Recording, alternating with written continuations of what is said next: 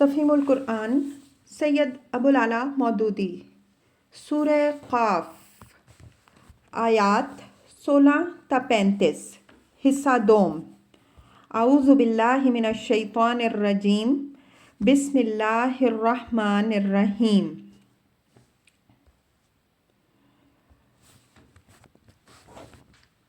القیا فی جہنم کل کفار عنید حکم دیا گیا پھینک دو جہنم میں ہر کٹے کافر کو جو حق سے اناد رکھتا تھا۔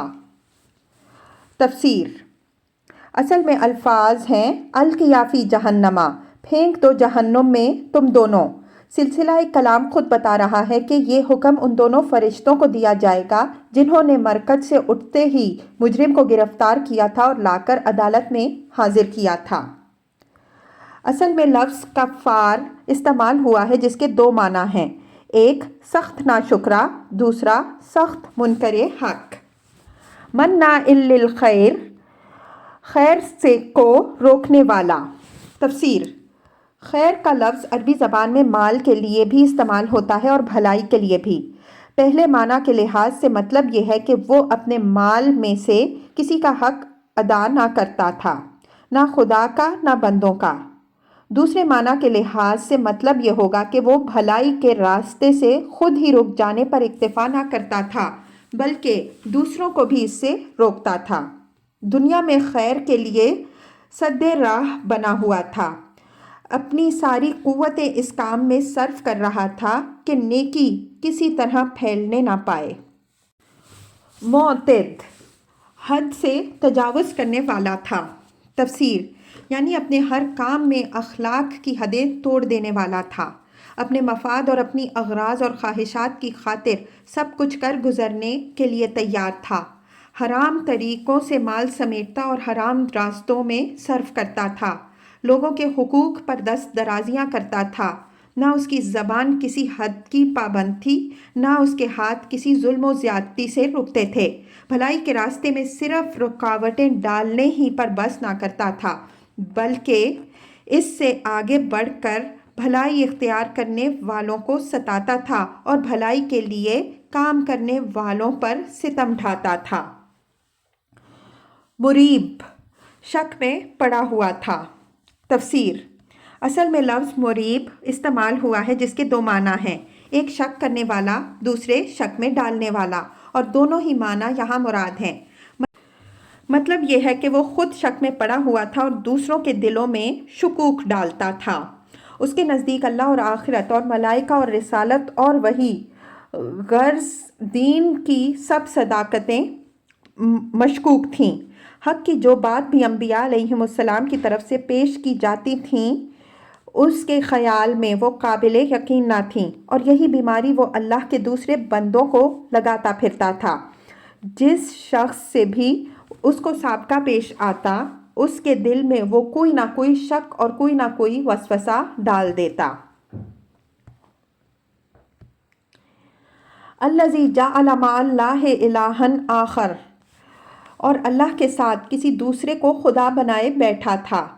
فَأَلْقِيَاهُ فِي الْعَذَابِ الشَّدِيدِ ڈال دو اسے سخت عذاب میں۔ تفسیر ان آیات میں اللہ تعالیٰ نے وہ صفات گن کر بتا دی ہیں جو انسان کو جہنم کا مستحق بنانے والی ہیں۔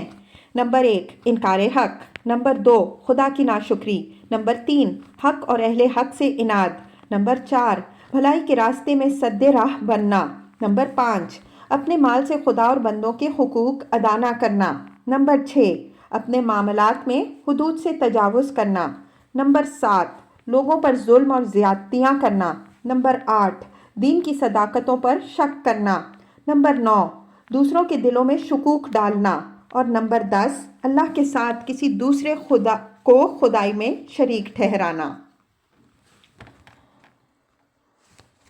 قال قرینہ ربنا ما اطغیتہ اس کے ساتھی نے عرض کیا خداوند میں نے اس کو سرکش نہیں بنایا، ولکن کان فی ضلال بعید بلکہ یہ خود پرلے درجے کی گمراہی میں پڑا ہوا تھا۔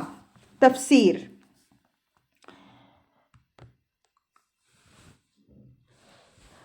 یہاں فہوائے کلام خود بتا رہا ہے کہ ساتھی سے مراد وہ شیطان ہے جو دنیا میں اس شخص کے ساتھ لگا ہوا تھا، اور یہ بات بھی انداز بیان ہی سے مترشح ہوتی ہے کہ وہ شخص اور اس کا شیطان دونوں خدا کی عدالت میں ایک دوسرے سے جھگڑ رہے ہیں۔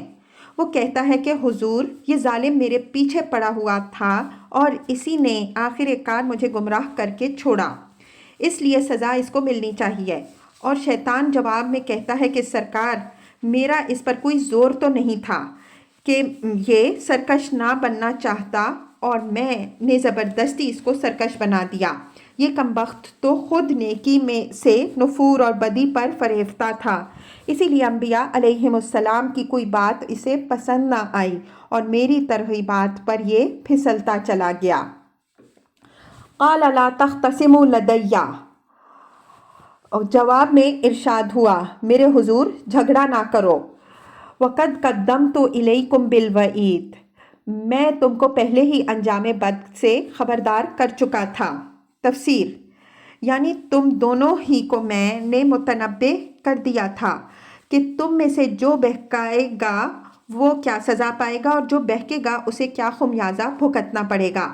میری اس تنبیہ کے باوجود جب تم دونوں اپنے اپنے حصے کا جرم کرنے سے باز نہ آئے تو اب جھگڑا کرنے سے حاصل کیا ہے؟ بہکنے والے کو بہکنے کی اور بہکانے والے کو بہکانے کی سزا تو اب لازماً ملنی ہی ہے۔ ما یبدل القول لدی، میرے ہاں بات پلٹتی نہیں۔ تفسیر، یعنی فیصلے بدلنے کا دستور میرے ہاں نہیں ہے۔ تم کو جہنم میں پھینک دینے کا جو حکم میں دے چکا ہوں اب وہ واپس نہیں لیا جا سکتا اور نہ اس قانون ہی کو بدلا جا سکتا ہے جس کا اعلان میں نے دنیا میں کر دیا تھا کہ گمراہ کرنے اور گمراہ ہونے کی کیا سزا آخرت میں دی جائے گی۔ وما انا بظلام للعبید، اور میں اپنے بندوں پر ظلم توڑنے والا نہیں ہوں۔ تفسیر، اصل میں لفظ ظلام استعمال ہوا ہے جس کے معنی بہت بڑے ظالم کے ہیں۔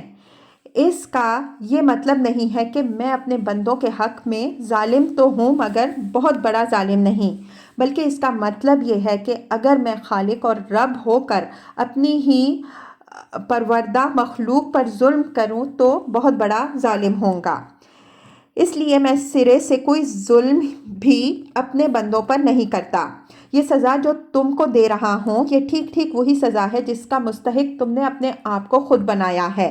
تمہارے استحقاق سے رتی بھر بھی زیادہ سزا تمہیں نہیں دی جا رہی ہے۔ میری عدالت بے لاگ انصاف کی عدالت ہے، یہاں کوئی شخص کوئی ایسی سزا نہیں پا سکتا جس کا وہ فی الحقیقت مستحق نہ ہو اور جس کے لیے اس کا استحقاق بالکل یقینی شہادتوں سے ثابت نہ کر دیا گیا ہو۔